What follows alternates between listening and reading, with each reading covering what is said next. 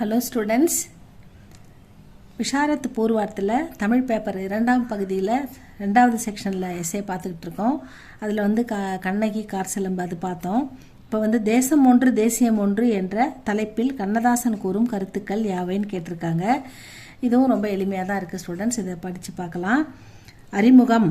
கவியரசு என தமிழக மக்களால் அன்புடன் அழைக்கப்படுபவர் கவிஞர் கண்ணதாசன். அவர் தம் வாழ்வில் எண்ணற்ற சுகதுக்கங்களை சந்தித்தார். தமது வாழ்நாளில் பெற்ற முத்தான அனுபவங்களை கவிதையாக வடித்தார்.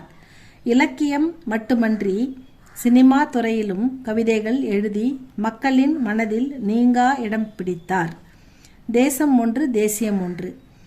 அல்லி, முல்லை, தாழை, ரோஜா, மல்லிகை போன்ற மலர்கள் நிறத்தினாலும் மணத்தினாலும் உருவத்தினாலும் மாறுபட்டு காட்சியளிக்கின்றன. ஆனால் இவை அனைத்தும் மலர் என்ற ஓர் இனத்தினையே சார்ந்துள்ளன. அன்னம், மயில், கிளி, மைனா போன்ற பறவைகள் நிறத்தாலும் குரலாலும் உருவத்தாலும் வேறுபட்டு காட்சியளிக்கின்றன. இருப்பினும் இவை அனைத்தும் பறவை எனும் இனத்தையே சார்ந்தவை. இவ்வாறுதான் இப்பூ உலகில் பிறக்கும் மானுடர் நிறம், மொழி, உருவம், குணம் போன்றவற்றால் வேறுபட்டாலும் மனிதர் என்ற ஒரே சாதியினரே. மொழியால் வேறுபட்ட மனிதர் உயிரால் வாழ்க்கையால் ஒன்றுபட்டவரே.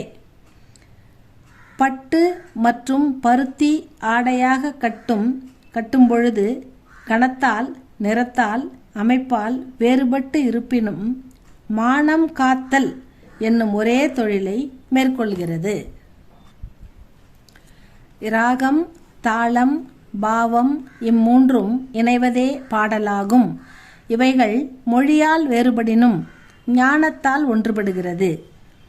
பாரத நாட்டில் பல்வேறு மொழிகள் தென்படினும் உணர்வுகளால் பல மொழி மக்களும் ஒன்றாவர். உணவுகளால், உடைகளால், எண்ணங்களால், இசை, கலை, வேதம், காதல், கற்பு, இனிய பேச்சு, புன்னகை, மரபுச் செயல், மானம், விருந்தினர் ஓம்பல், தாய்மை உணர்வு இவை அனைத்தும் இந்திய நாட்டின் தன்னிகரற்ற பண்பாடாகும். இமயம் முதல் குமரி வரை எத்தனை கூறுகளாக பாரதத்தை பிரித்தாலும் பாரத பண்பாடு ஒன்றுதான். பாரத தேசம் ஒன்று, தேசியமும் ஒன்று. பாரத நாட்டின் 50 கோடி மக்களும் ஓரினமாய் இருப்பதில் வியப்பேதுமில்லை. இந்நாட்டின் 14 மொழிகளை கண்டு வேற்றுமை என நினைப்பவர்கள் வான விண்மீன்களில் வேற்றுமையை கண்டவரை போலவாம். எனது பாட்டால் பாரதத்தின் ஒற்றுமையை பாடியது சிறிதளவே. பாரத ஒருமைப்பாடு பரந்து விரிந்து காணப்படுகிறது. இவ்வளோதான் ஸ்டூடெண்ட்ஸ் இந்த பாடம். இது தெளிவாக கொடுத்துருக்காங்க. இதில் விளக்கம் ஒன்றும் பெருசாக தேவைப்படலை. நீங்கள் அழகாக படித்து கொஞ்சம் பாயிண்ட்டாக எழுதுங்க ஸ்டூடெண்ட்ஸ். இது பிடிச்சிருந்தால் லைக் பண்ணுங்கள், ஷேர் பண்ணுங்கள், சப்ஸ்கிரைப் பண்ணுங்கள். தேங்க்யூ ஃபார் வாட்சிங்.